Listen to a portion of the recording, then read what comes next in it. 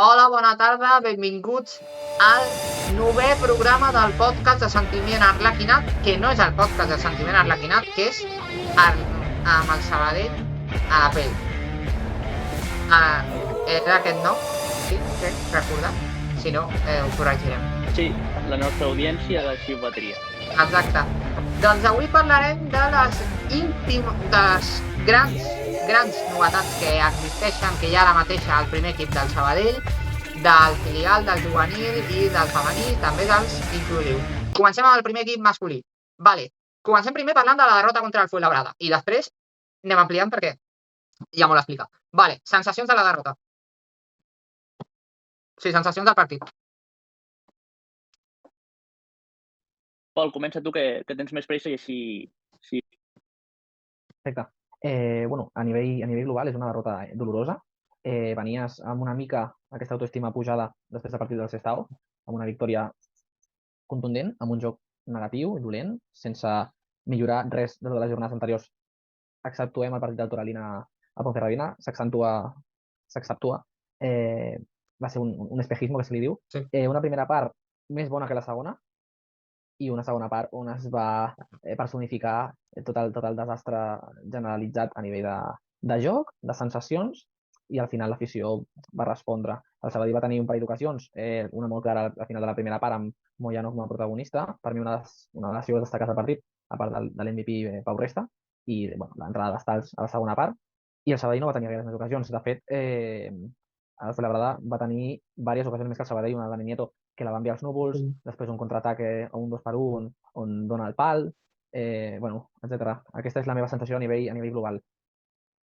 Cert, o sigui, generalment penso que va ser una segona part que el Fuenlabrada va estar més dominador. Bon joc de peus del Sabadell, però en canvi el bon joc de peus no arriba a cap lloc. Opinions? Sí, jo afegir... és cert el que està dient l'Alba, sí. S'està gravant. És que l'he gravat, estic gravant, sí? estem gravant amb el mòbil, estic gravant pantalla, sí. Val, perfecte, doncs endavant. Doncs el que anava a dir, primeres sensacions van ser bones, aviam, a mi em van generar de dir, hòstia, avui podem sortir amb els 3 punts, perquè veies l'equip amb una actitud valenta, energètica, d'arribar a porteria i generar ocasions, però a l'hora de portar-les a terme no havia manera, perquè els xuts no van fer acte de presència en aquest partit, per part del Sabadell, evidentment, i quan es va tenir, que van ser durant el darrer minut de la primera part, quan es va tenir una triple ocasió a poc més d'un metre de la porteria i quasi a porteria buida, no, perdonar aquestes accions sempre és el que es diu, quan perdones ho acabes pagant, i així va ser a la segona part, no? Que va sortir un equip amb molt poc valor, molt diferent del que va ser a la primera part, i es va veure un Fuenlabrada que va poder jugar a plaer, no? Sí. I va poder fer xuts deixant un xut força fort que encara fa tremolar un dels travessers del gol nord, no? Que ens va fer patir abans no arribés l'estocada final amb aquell gol en temps d'afegit. I quan va acabar, aquest gol, el 0-1 en aquests darrers minuts, feia recordar l'època dels últims partits d'Antonio Hidalgo a la banqueta. És a dir, l'equip no hi és i ho acabes notant en els moments més crucials, on et jugues els punts. També només calia parar l'orella en el final del partit, en el clam de l'afició que apel·laven a la directiva a fer aquests canvis en la banqueta per revertir la situació abans, com ja havia dit jo en podcasts anteriors, de canviar la dinàmica quan més aviat millor, perquè hi ha hagut cops que s'ha fet tard i l'equip ha acabat pagant amb situacions catastròfiques. I també felicitar aquesta rapidesa, per dir d'una manera, de la directiva a l'hora d'afrontar aquests canvis i agafar el timó per canviar la situació. I per lo que fa... ja ho diem més tard, que vaig avançant, acabem d'analitzar el partit i ja aprofundirem amb els nous tècnics. Joel? A veure, per la meva part, va ser un partit molt trist. Vaig veure la primera part bé, pensava que el Sabadell passaria per damunt el Fuenlabrada, em vaig equivocar. El Pol ja va dir l'anterior podcast que seria un partit complicat, així va ser, però crec que el Sabadell va jugar molt malament. No vaig entendre molt bé quan estava el Igual davant, van sortir des de la banqueta, no sé si vosaltres sabeu alguna cosa. I bé, quan el Sabadell arriba, el Fuenlabrada toca molt la pilota i tu no pares d'anar darrere tota l'estona, ja saps que alguna cosa passarà. I quan creus que el descans servirà d'alguna cosa, els jugadors surten igual i el Fuenlabrada de 4 a 5 que ha de la primera part acaba ficant la sisena. Que s'acaba passant al 91 I bé, després van venir els càntics de Miqui Betella i situació insostenible, sincerament. Jo no vaig cantar res, però ja estava abatut, la veritat. Partit molt dolent. I com ha dit l'André, recorda l'Hidalgo, l'etapa Hidalgo. D'aquí no estava, l'entrenador tampoc sabia què fer. Partit lamentable, per mi, Sí, igual, penso el mateix. Trist, gris, trist. Bueno, poc avergonyós, o sigui, vergonyós, la veritat. Alba? Alba està. Sí, estic, estava encenent el micro. Bueno, en primer lloc, cal dir que jo no vaig veure tota la segona part perquè vaig haver de marxar abans, llavors no vaig veure el gol del Fuenlabrada, però bueno, per com va anar la dinàmica de tot el partit, durant la primera part van fallar ocasions claríssimes que podien haver entrat d'haver intentar-ho. També van haver altres intents que, bueno, per poc no entren, però bueno, va fer ràbia perquè ho estaven intentant i finalment no es va quedar res. Que si diu que al final del partit hi havia aquests càntics de Miqui Betella, jo ja porto també, no d'aquesta jornada, sinó de jornades anteriors, escoltant molta gent que es queixava de la gestió de Miqui. Evidentment que la temporada passada va fer un partit i tal, que bueno, mai fa un partit d'una temporada, i que això ja ho aprofundirem quan parlem del canvi de tècnics, però ja portem bastant temps que és una queixa generalitzada. També hi havia gent que defensava Miqui, però era una queixa ja generalitzada, que ja no ven de només els partits que s'han fet a Lliga, sinó també de la pretemporada. No sé, jo que he vist els partits de pretemporada he vist en general una actitud molt per sota, els jugadors tampoc acaben d'estar on han d'estar, llavors tot això influeix en una dinàmica negativa de l'equip. Coincideixo amb el que dèieu vosaltres, un partit molt trist. I bueno, també em sembla trist el fet que tota la grada, igual que quan ha arribat Miqui, se li ha fet la pilota, Miqui. Ara és com que, bueno, ara te m'està prendre pel cul, ja no serveix de nada, bueno, tampoc és ben bé així, però és cert que no s'estava fent bé i bueno, únicament no és culpa de Miqui, però bueno, esperem que els canvis vagin bé i que ara quan parlem del canvi de místers ho tractem amb més profunditat. Vale. Canvi de místers. Gerard Bofill arriba com a segon de Miqui, era segon de Miqui i arriba a la banqueta, i al seu costat, com a segon entrenador, ni més ni menys que Àngel Martínez. Opinions, perquè crec que n'heu de dir coses molt interessants. Sí. Abans de tot, m'agradaria aclarar i acabar de confirmar que l'equip tècnic de fins ara l'entrenador del Sabadell era Miqui Lladó, ara passa, com hem dit, el segon entrenador, Gerard, passa a ser primer entrenador i substitueix la seva figura, Àngel Martínez, però l'equip tècnic darrere, és a dir, preparadors físics, entrenadors de porters i de més, segueix sent la mateixa? Alejandro Muñoz, no sé com es diu, s'ha marxat, que era readaptador. I crec que suposo que també alguns del costat de Miqui, de la seva confiança, s'hauran marxat. No sé exactament quants. Per tant, intueixo que com a mínim el nucli dur d'aquest staff segueix vigent, el qual és molt important a nivell de canvi d'actitud i canvi de xip. Potser sí que a l'equip li faria falta un canvi total per acabar d'acabar de remuntar aquesta situació. Parlant del segon entrenador, en aquest cas, Àngel Martínez, a nivell de jugador, molt contrastadíssim, podríem dir que de la casa, no? Sent els colors com el qui més, s'ho deixava tot a nivell de jugador. Veurem amb la seva primera experiència a nivell tècnic com es desenvolupa. Sí que és veritat que és com il·lusionant, no? S'ha integrat aquesta part de jugador insígnia d'aquella manera, per dir-ho així, dintre de l'staff, potser per reactivar aquest sentiment arlequinat, mai millor dit, i poder acabar de remuntar aquesta situació que al final acaba sent crítica. Tampoc em voldria desviar molt del tema, però no m'agradaria que el nomenament d'Àngel Martínez com a segon entrenador opaqués tot el més. És a dir, s'està passant el segon entrenador a primer entrenador, tenint en compte que els antecedents amb Miqui Lladó són els mateixos, de segon entrenador a entrenador. No em disgusta perquè els estils són semblants però no són idèntics, i amb l'aportació d'Àngel Martínez pot ser un plus. És a dir, per la meva part tenen tota la confiança del món, però sí que estic certament escèptic a nivell d'estil de joc i com evolucionarà, si és que evoluciona, tant de bo que sí, aquest estil del que parlem. Sí, ho dic ràpid, que les noticias nuevas no tapen la tempestad o la grisez de l'ambiente, no? Que és això, que al final les coses que s'han Exacte. fet malament no es poden tapar.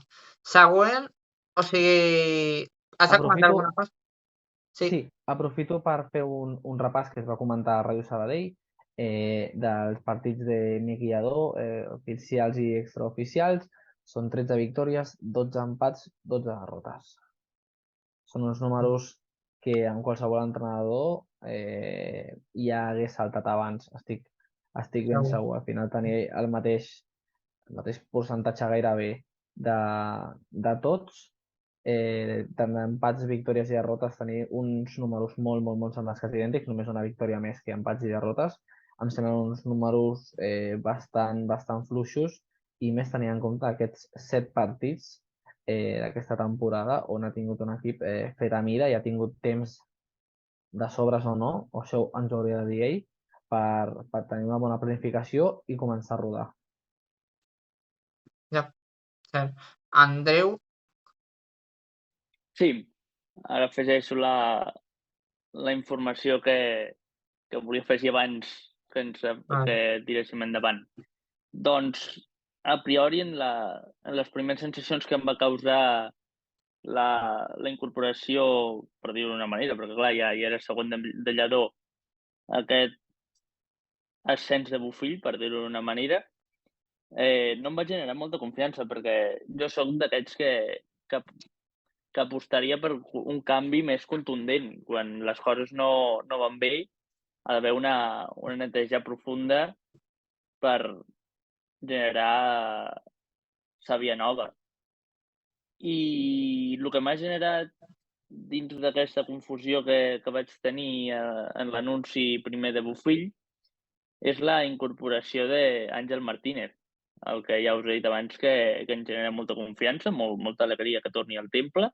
Gent com ell ajuden a tirar endavant el club amb la seva empenta i possibilitat i energia. I crec que anirà molt bé, perquè l'energia és el que li falta en aquesta plantilla actualment. Sí. Per començar a guanyar i tirar endavant un moment que no és gaire fàcil. També ho va demostrar ell mateix en el play-off de Marbella, que va ajudar l'equip des de la grada en la final davant el Barça B, d'una manera efusiva. Jo crec que aquesta part també serà molt important davant partits que es puguin plantar complicats com el que ens ve ara, el Rayo Majadahonda, tal com està la plantilla actualment. Durant la roda de premsa aquest matí també ho ha recalcat, recordant el moment d'ahir en què va rebre la trucada per part del Sabadell. Ho ha fet força emocionat el dir que avui, quan ha tornat al temple, al veure el vestidor ara d'entrenador, però també veure les instal·lacions l'altre cop, li ha causat, com ha definit ell, que el cor li ha bategat fort en aquell moment. I ha deixat frases com que soc aquí perquè és el Sabadell. Això ens dona molt a entendre el que ja sabem, com sent ell els colors. També una altra de les declaracions ha sigut: les meves filles ja estan a punt per tornar a posar-se arlequinada, que ha explicat quan va ser jugador, les seves filles també van viure força a prop del que és el Centre Esport Sabadell. I per últim, una altra frase insigne també: tinc moltes ganes que el temple torni a omplir-se i torni a gaudir amb l'equip. I jo crec que és molt important que un tècnic, com ha dit el Pol, que s'hagi afegit un tècnic ara que es porta molt de moda, que sigui una insígnia del club, que aposti, a part de l'equip, de jugadors, a l'afició, d'aquest plus epa, que estem aquí, que sabem que és el Sabadell, que és molt important això d'aquest plus de saber, ojo, fem les coses bé, el Sabadell, com ja s'ha dit molts cops, et dona molta exigència, és molt exigent l'equip i pot ajudar a tirar endavant una situació que avui en dia no és prou bona. Joel? A veure, jo pensava que l'entrenador seria Òscar, però al final no. Vaig veure que era Buffy, que jo la veritat no el volia, però ara el defensaré, com vaig fer amb Miki, amor. Espero que la gent, si perdem a Majadahonda, no demani ja el cap de Buffy, com sempre fem, perquè posem de massa pressió, jo crec, a aquesta afició. I bé, és un jugador, bueno, és un entrenador que espero que no jugui con Miki, perquè si no el canvi ha sigut inútil. Ha de canviar unes quantes coses, perquè si no estarem en les mateixes. I per part d'Àngel Martínez, jo no el vaig veure jugar a la Creu Alta ni res. Vaig veure com jugava al playoff, però sí que és cert que és un jugador que sap salvar el Sabadell a Olot, que va estar a l'encès de Marbella, que va significar molt per l'equip i pel club. Molt record bon d'ell, i que és un jugador que la primera frase que ha deixat, com diu l'Andreu, és de jo estic aquí perquè és el Sabadell, que em recorda el que va dir Lucas Pérez, i espero que la gent s'animi a venir a la Creu Alta, que som el Sabadell, que sempre que hem caigut, sempre hem tornat. I tant. Sí, Alba? i m'agradaria recalcar, com ha dit el Joel, d'això de l'afició amb Àngel Martínez, ell mateix també ha dit en roda de premsa que ahir, quan es va fer oficial l'anunci com a segon entrenador, va rebre una allau de missatges i Positius. tots bons, el que s'han alegrat molt de veure la resposta de l'afició. Sí, això és bo. Alba? Sí, aviam, recollint una mica el que heu dit tots, penso que, com tu deies, Andreu, això de se continuar tirant per de la casta, projecte low cost i tal, bueno, no sé si està del tot bé, perquè és ben bé el que va passar l'any passat amb Miki, que era el segon entrenador, va passar primer i al final no aguanta ni una temporada sencera. Llavors no ens podem arriscar a veure què passarà amb Gerard Buffy, perquè és cert que quan va substituir a Miki a la banqueta ho va fer molt bé.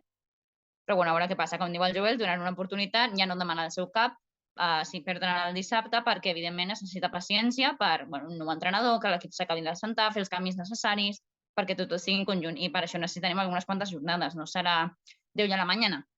Llavors, que s'ha de tenir paciència i donar una oportunitat per deixar treballar bé. Sí. Però bueno, com ja deia, no sé si aquesta dinàmica que estem fent de sempre tirar de segons entrenadors està bé. Jo a Twitter he vist comentaris de tot tipus, gent que deia, donem una oportunitat a veure què tal treballa, i també gent que, com dieu vosaltres, que jo també ho penso, ara és Buffy el nou entrenador, a mort també, i a defensar-lo a tope i a donar-li suport i confiança a veure què tal li va. Però també he vist d'altres criticant-ho totalment, que així no anirem enlloc i que el projecte low cost no avança. Hi ha molta gent demanant el seu cap. Pol? No et preocupis, Miquel, no tinc pressa. No, volia fer no una reflexió, sinó obrir un petit tema de debat, en aquest cas. Si creieu que Buffy sortirà amb algun canvi / variació / novetat en el possible 11 a Majadahonda. Tenia apuntada una dada, la vaig veure, sí que m'ha semblat bastant rellevant durant el partit i vaig pensar de recopilar-la, però ja hi havia algú molt més ràpid que jo. Adrián Hortolà, 14 passes erronis, 14 passes, 14 pilotes perdudes en 90 minuts. No sé si us sembla, a mi la sensació generalitzada és que quan Adrián Hortolà rep una bola, no sé si tant és amb la dreta o amb l'esquerra, la sensació és que xutarà i anirà on vagi, però normalment a ningú del Sabadell. I aquí, incís de si creieu que hi ha algun canvi, no només referent a la porteria, que evidentment és un tema que es pot tractar, però també en altres zones del camp. Joel? Sí. Jo els meus canvis que posaria seria Hortolà, les dades d'actitud, Pol, perquè no pot ser que juguem amb un porter que té tant les errades. I després també Manel no va estar molt fi a l'últim partit, però jo el deixaria, però va ser per mi a la banqueta, bàsicament perquè no pot jugar així. A mi em van dir que era molt bo i no està demostrant res. I jo donaria l'oportunitat a Vladis, que sí que és veritat que va fer una errada i va marcar el Fuenlabrada, però jo crec que és necessari que jugui ja titular, que segur que es donarà moltes alegries. I el Walda i Astars es tornaria a convocar de titular. No vaig entendre molt bé lo de Miki i per mi ja està. Jo crec que faria aquests canvis. Tenies la mà aixecada, Alba? Sí. Bueno, jo volia dir que jo també soc partidària de donar més minuts a Vladis, també a treure de titular a Stals i Walda, i penso que el tema Hortolà, no sé si és una situació que també es veu des de fora, però a mi em dóna la sensació que des de pretemporada, no sé, és com que ja no es rendeix igual que l'any passat. Per exemple, a Tona, és com que tots els penals que van fer és com que es deixava caure, no sé, aquesta és la sensació que em donava, potser m'estic equivocant. Però no sé, veig que ja no estava igual que la temporada passada. També això coincideix amb el que jo deia de l'actitud de Miqui Lladó, que tampoc era l'adequada per estar dirigint la banqueta des de pretemporada, i tot això també ha influït en la seva marxa. Però tornant al tema de jugadors, penso que potser algun canvi de porteria, i que també influencia el fet de jugadors com, per exemple, Javi Gómez, que a Olot va jugar molt bé, encara estic lesionat, i que potser quan torni l'equip ajuda a remuntar, però jo crec que és una mica de tot fer canvis amb els jugadors, el nou entrenador, i si tornen els lesionats a veure com evoluciona tot plegat. Estic segur. Sí, jo afegir en això del tema Hortolà que em sorprèn perquè l'altre dia amb els companys allà a la grada del Temple repassava la trajectòria, la carrera del porter, i, hosti, no em respon el que s'està veient les darreres jornades amb el seu joc. No trobo qualitat perquè els passes que fa se'n van al rival. Ja vam pencar d'això a Tarragona. D'allà va néixer la derrota i no ens genera molta confiança, la veritat. El que està clar és que s'hauria de provar ara amb els nous tècnics, potser és de tornar a ficar Freud Leal, que va ser present en la Copa Catalunya. No, perdó, Copa Federació a Lleida, que ara m'equivocava. I va, malgrat la derrota, no ho va fer pas malament. Jo li donaria confiança. Pel que dèieu de Vladis, jo li donaria més minuts, també. Quan ha estat a sobre la gespa, ho ha lluitat tot. Ens ha donat gol en moments, ara remuntant-me la temporada passada davant el Castelló, amb victòries importants. És present quan toca. Jo li donaria molts minuts dels que té actualment. Això espero. Vladis, sobretot. Mireu, seré curt. 3 jugadors que crec que jugaran a Majadahonda. Antonio Sánchez, Biel Farres i Marc Domènech. Estic segur que un dels 3, com a mínim, jugarà dissabte. Home, espero, ara l'anomenat Biel Farres, espero que aparegui en escena, perquè des que se'l va fitxar se l'ha vist realment poc sobre la gespa. I espero que amb aquests canvis que està venint d'això guanyi protagonisme. Sobretot per la seva joventut, que té marge de millora, ve d'un filial molt bo, del Girona, o sigui que li donaria molta importància a jugadors com ell. Per agafant de precedent com Pau Víctor, que ara mateix està en dinàmica del primer equip del Barça. Pau Víctor, Pau Resta, que també venien del Girona. Alguna cosa a comentar, nois, respecte al tema del partit del Rayo? Jo, de l'Arlequinat, el Pablo Monroy va dir que no és culpa, no va ser culpa del Miki aquesta temporada, que ells tampoc han jugat molt bé, com donant a dir que es posen les piles o que res, que seguirà igual les coses. Jo crec que és veritat. perquè el Pablo no està jugant igual que el Logroñés, el Manel tampoc al Racing, Basega tampoc al Calahorra. Són coses que per molt que canvis l'entrenador, si el jugador no espavila, no arregles res, per mi. No, això està clar. O sigui, jo també estic totalment d'acord amb el que apuntes, Joel, que és el que deia abans, que no només és culpa de l'entrenador, que també, però també els jugadors. Si els jugadors no donen tot de si, no fan el que han de fer, doncs, evidentment que això no tira cap endavant per més canvis d'entrenador que facis. Però, bueno, com deia, deixar paciència. I tu també, com deies, tu no demanes ja el cap de Bufé i d'Àngel ja la primera jornada que debuten. No. No, jo penso que aquestes declaracions de Pablo sí que és cert que els jugadors potser no han tingut bons moments, no han jugat bé, però mira, que tinc aquí darrere.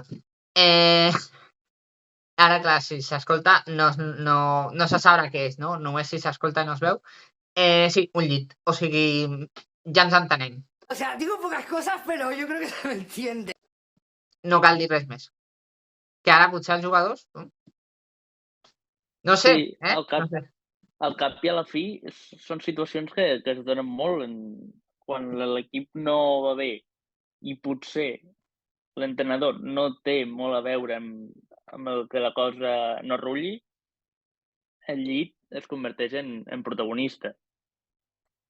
També afegir, ja per prèvia contra el Rayo Majadahonda, un punt important, que ja ha deixat d'anar a Bufill avui a la roda de premsa de presentació, és que la defensa 5 començarà a deixar de ser protagonista ja a partir del partit del Majadahonda, com a primera mesura de canviar les coses de l'era Miqui Lladó. I també tinc ganes de veure, a part d'aquesta mesura que ja han anunciat, quin plantejament surt l'equip davant un rival que promet no posar-te les coses massa fàcils i que ha estat fa poc a categoria professional. I espero que es faci bona la dita, no? D'entrenador nou, victòria assegurada. I no només el primer partit, sinó els que venen. Sí, Joel? Sí, jo volia comentar això de la defensa de la 5, que ha dit l'Andreu, perquè volia comentar per aquest tema, que crec que el Xavi no pot jugar sin defenses i que Carrión amb aquesta formació no està, perquè l'últim partit a casa Carrión al minut 70 ja estava mort. Li ficaven pilotes i el pobre ja no podia més. I clar, què passa? Que si jugues amb 5 defenses no pots fer més canvis al lateral, perquè o juga Carrión i Pablo tot el partit o res. Jo crec que això era una dificultat més al Sabadell. A 5 podem arreglar fàcilment. Sí. Alguna cosa a comentar del partit del Rayo? No. Bàsicament, com a resum del que he dit abans, espero un canvi de versió de l'equip. Això espero. Doncs passem al següent tema. Vale, femení. Victòria i derrota dels dos femenins principals. Victòria del primer equip femení per 1-4 al camp del Berga. Derrota del juvenil femení a casa 0-2 davant a Levante Las Planes.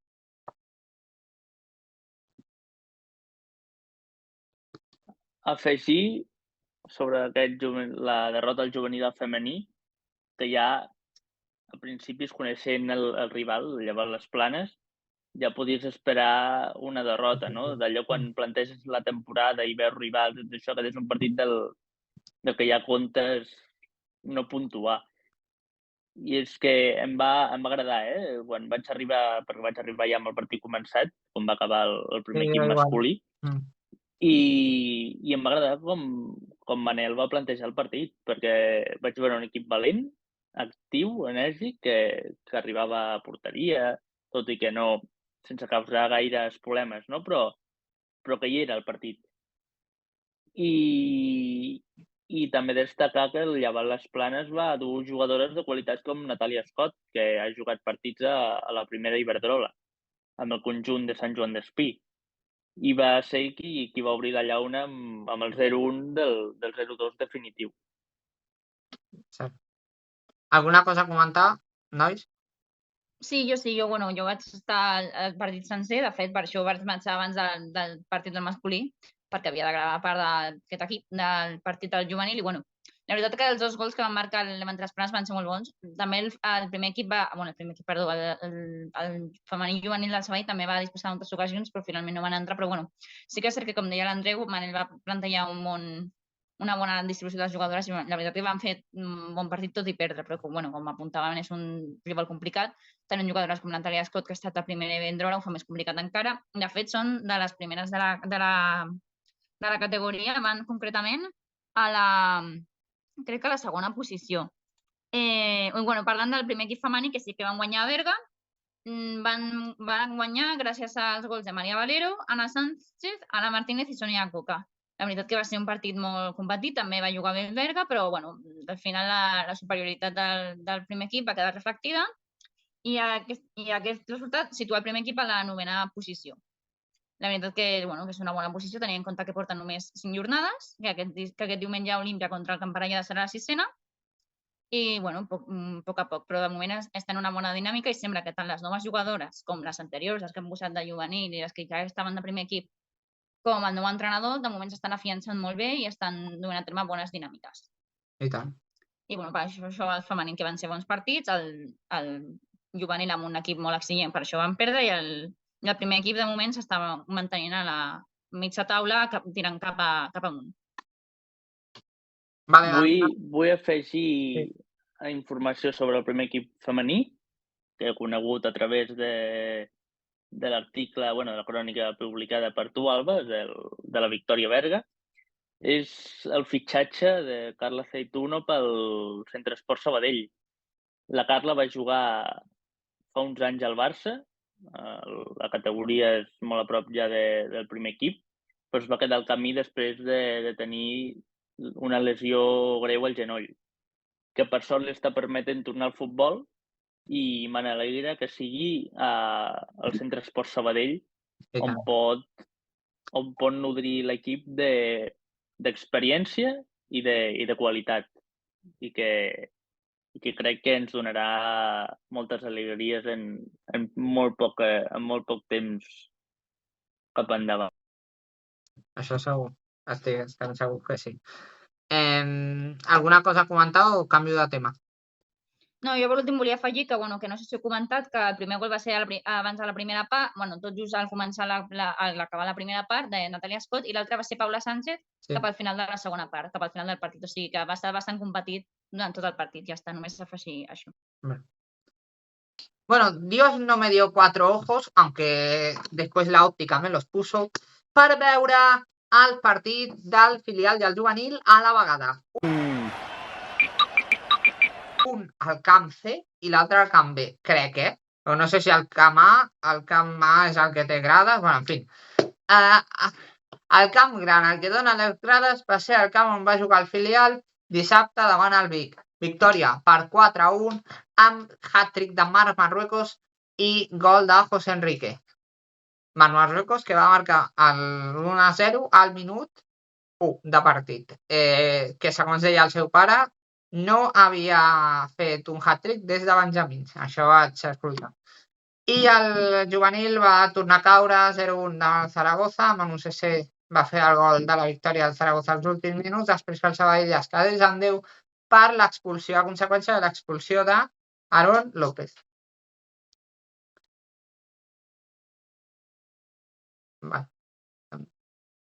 Destacar la temporada fins al moment irregular per part del Sabadell a la Lliga Elit, perquè amb el Saragossa derrota l'altre dia, empat, si no erro. Divisió d'honor. Sí, o sigui, divisió d'honor és el juvenil, sí. Sí, d'anar trampejant amb derrota, empat i no tenir una dinàmica estable, que espero que s'assoleixi quan aviat millor i mirar cap amunt. I tant. I tornar a celebrar grans moments. I esperem que aconseguin la primera victòria, en aquest cas, de la temporada, si no recordo malament. No, o sigui, ja seria la primera casa perquè ja va aconseguir guanyar el camp del Huesca. Ara m'hauria equivocat, si ho hagués afirmat. Vale, alguna cosa a comentar de filial i juvenil? Sí, bueno, jo volia afegir que finalment sí que vam ser més ulls, perquè jo vaig poder anar-hi a meitat de la primera part fins al final dels partits. I bueno, la veritat que el triplet amb el Marruecos va estar molt bé. De fet, m'agradaria destacar que tant el juvenil com a filial sempre hi ha bastanta influència de públic. I amb el juvenil femení també acostuma a passar. Realment, l'únic equip que no té tanta afluència és el primer equip femení. Que bueno, esperem que mica en mica amb l'arribada dels nous sponsors i tal, que es farà l'anunci dissabte vinent a la jornada contra el Depor a casa, dissabte a les 7 de la tarda. Es farà la presentació dels equips amb el nou sponsor, el Valero, que patrocina, ja era sponsor, però ara patrocina exclusivament a tots els equips femenins. Esperem que es doni un impuls al públic, però destacar la bona influència de públic que va haver als dos equips, tant juvenil com filial, i bueno, malgrat el mal resultat del filial, sí que tothom animava bastant i era una afició bastant participativa, també al filial. Sí, el filial hem de dir que ara mateix estaria, si no m'equivoco, tercer a la Lliga Elit a un pas de tenir ara mateix una plaça per jugar ni més ni menys que tercera divisió, fent el retorn invers que com va fer fa unes temporades. Fa unes temporades va baixar de tercera a primera catalana i malauradament de primera catalana a segona catalana i de moment la cosa va de segona catalana a primera catalana, de primera catalana a la Lliga Elit i potser hi ha un tercer ascens, esperem que sí, poder veure Sabadell ve amb qualsevol equip de tercera arrel. Terrassa, perdó. Jo volia comentar això del femení, que ja vaig dir que el femení hauria de jugar a la Creu Alta i sí que és veritat que hi ha molt poca gent i això no m'agrada molt. Hauria de fer alguna cosa des del club, posar més el femení a les xarxes, com el masculí. I canviant de tema al filial, seré molt pesat amb això, però cada partit que passa és més possible un Sabadell i Terrassa una altra vegada. Així que el derbi cada cop està més a prop. Això sí, amb tots els meus respectes cap al Terrassa, no estan fent una bona temporada, els desitjo el millor, però ja dic, causa molt morbo un partit entre el Sabadell i el Terrassa, per què mentir. Sí, si no m'equivoco, fa pocs anys es va produir una trobada contra el Terrassa que va donar la casualitat que crec per aforament o normes de la competició es va tenir que jugar el Sabadell B, tenia que jugar els seus partits a Castellà, al Pepín Valls. I tot l'ambient va ser transportat allà i gent propera a l'estadi notava aquell morbo que hi havia a l'estadi, del rugit de l'afició. Es anava escoltant pels carrers propers al Pepín Valls. Sí, i tant, l'any 2016. Jo volia dir que sempre que hi ha un derbi Sabadell-Terrassa està bastant concorregut. Com a exemple, posaré dos exemples d'equips femenins de l'any passat. El juvenil B va jugar a casa, el juvenil B femení va jugar a casa, va venir el Terrassa. Finalment va guanyar i es van posicionar primeres de la Lliga amb aquest partit, o sigui que va ser un derbi força important i amb molta influència de públic. També un partit de la temporada del primer equip femení, també jugàvem contra el Terrassa i recordo que Miquel i jo estàvem allà a l'estadi de Terrassa, hi ha bastanta influència també de gent dels dos equips. I tot i que van quedar en empat... Com? No era l'estadi del Terrassa, era crec que el Pla del Bonaire o no sé on. Vale, sí, era Bonaire, sí, perdó. Bueno, és un camp de futbol de Terrassa i la veritat que hi havia bastanta influència de públic tant d'un equip com de l'altre. I bueno, van quedar en l'empat, però sempre un derbi crida l'atenció, sigui la categoria que sigui. Amb una mica el que deia el Joel, jo també penso que seria una bona iniciativa pel club, ja no només la part econòmica de ficar un patrocinador, que això sempre ajuda a mantenir l'equip bé, millorar les condicions i així poder arribar mica a mica a un ascens de categoria, sinó també més promoció, que la gent conegui més les jugadores, més incentius per anar a veure els partits, per exemple. Ara, això ho comentava amb l'Andreu l'altre dia, si Valero és el patrocinador, doncs organitzar, segons l'hora que sigui el partit, organitzar un pica-pica berenar amb les jugadores, tot plegats, també jugar algun partit, quan no coincideixi amb jornades del primer equip, jugar algun partit a la Nova Creu Alta, fer algun acte per promocionar-los, donar més visibilitat a xarxes, perquè també, com deien en el seu dia, quan va ser el dia que va ser el 20è aniversari de la Copa la Reina, només es va publicar un tuit, com un dia qualsevol, en comptes de fer algun acte d'homenatge, que jo crec que hagués estat bastant top. Però bueno, El van Tots són publicar nosaltres propostes, primer. benvingudes siguin, i ja veurem. Perdona que sí? El van publicar nosaltres primer. Es va publicar Ja, i un després tuit. ens van vendre l'exclusiva, però bueno. Vull afegir en defensa del fet de que l'equip femení jugui a la nova Creu Alta, doncs que es faci simplement com es fa amb el filial, que s'obri l'accés només a tribuna i fer promoció per la ciutat, no? En cartells de que es juga a la nova Creu Alta, i triar un partit sobretot que cridi a la gent. Atractiu, sí. Aquest any no pot haver, per la diferència de categoria de tots dos equips, un derbi, com l'any passat, que es va desaprofitar una ocasió gloriosa, però buscar un altre rival que et pugui donar joc a que molta gent et vingui al temple. I això, la clau és fer tota la... Quan succeeixi, que espero que sigui d'aquí poc, de fer tota la publicitat possible tant com a carrers de la ciutat com a Olímpia. No sé, i tant. Teniu alguna cosa més a part de comentar o tanquem amb l'inclusiu? Jo, de moment, amb femení i filial d'això ja ho he dit. Val. Doncs tanquem amb l'inclusiu. Andreu, alguna cosa a comentar? Doncs sí.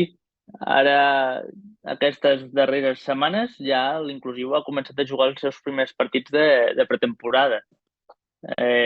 Malauradament, ningú ha acabat en victòria, però bueno, el que és important aquests primers partits de tanteig després de les vacances, és recuperar sensacions, que això s'ha fet i en bona nota, i ja s'està preparant un altre partit, en aquest cas per l'equip de Sergio Pellicer, el CES Inclusiu B, que jugarà aquest cap de setmana davant la Noia, aquest diumenge a les 11, al municipal d'Olímpia. I així preparar el debut a la Lliga, que ja serà aquest cap de setmana no, doncs l'altre. A partir del dia 21 d'octubre, la WeLeague tornarà a estar en marxa i podreu consultar tota la informació, com la temporada passada, a la nostra web, a Sentiment Arlequinat. Faig un petit incís un moment, perdoneu, que tant l'equip de l'inclusiu com el primer equip femení juguen a la mateixa hora a Olímpia. Si no, si us voleu passar a veure un després de l'altre, estaran jugant a la vegada en diferents camps d'Olímpia. Exacte. Diumenge vinent al matí, diumenge 15, a les 11 del matí. Diumenge a les 11, a un quart de 12 del matí, juga el Sabadell contra el Camp Parellada de Terrassa. Recordem que diumenge a les 4 juga el juvenil masculí al Camp del Platges de Calvià i el juvenil femení crec que juga dissabte a les 3:30 al camp del Vic Riu Primer. També recordar que el filial jugarà diumenge a les 12 al camp del Camp Vidalet i el primer equip juga dissabte a les 4 davant el Rayo Majadahonda. Alguna cosa a comentar? Que vull afegir, ara que he recordat d'aquest Rayo Majadahonda Sabadell, que s'han esvaït els fantasmes que teníem diumenge passat, de que es fes fora un altre cop un tècnic posteriorment a un partit que es jugui a Madrid.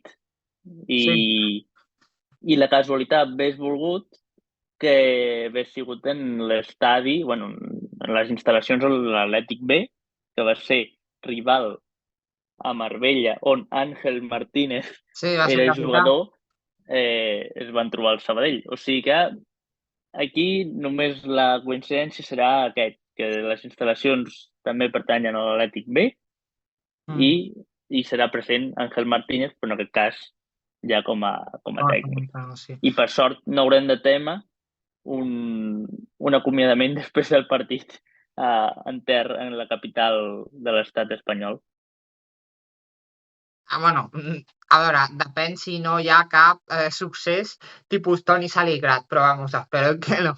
No, esperem que no. Més moviments. No sé si... Prou, continuïtat i millora ja, sisplau. Sí. Alguna cosa més a comentar, nois? Una notícia que ha sortit d'Hidalgo, nou entrenador del Huesca, a la segona divisió, que m'ha dit abans el meu germà i ho volia comentar. A mi em sorprèn, la veritat, perquè va deixar Sabadell, però no sé. No sé què penseu vosaltres. em sorprèn no que hagi fitxat pel Huesca només, sinó que vagi com a cedit. Mai havia escoltat cap entrenador que anés com a cedit a un equip, però en aquest cas sí. Antonio Hidalgo marxa cedit al Huesca per part del Sevilla Atlético. Però Sí, això ho llegia... Mm. Digues, Joel. Sí, si es pot, un entrenador cedit. Bueno, no sé, ja ves, ja. Amb coses que han passat aquesta setmana, jo ja no m'extranyo. No, que volia fer sí, que poc abans de començar el podcast també me n'he assabentat d'aquesta última hora de la tarda, de la incorporació com a sessió, que això també m'ha sorprès, d'Antoni Hidalgo per l'Osca, i fet que ahir a la tarda, si no m'equivoco, entre tot l'Enrenou, Bofill i Àngel Martínez, ja ho van deixar anar, aquesta sessió, però sembla que s'ha fet oficial aquesta tarda. I des d'aquí desitjar tota la sort del món a Antoni Hidalgo, només faltaria. Sí. Alguna cosa a comentar o...? No, tot dit. Alguna cosa a dir, Alba, Joel? No. Per mi tampoc, ja està tot. Doncs com deia el gran mestre Josep Maria Bachs, tanquem la paradeta. Moltes gràcies per tot. Ens veiem en un nou programa. Esperem que us hagi agradat i ens veiem molt aviat. Fins aviat. Honor. Honor a Sabadell.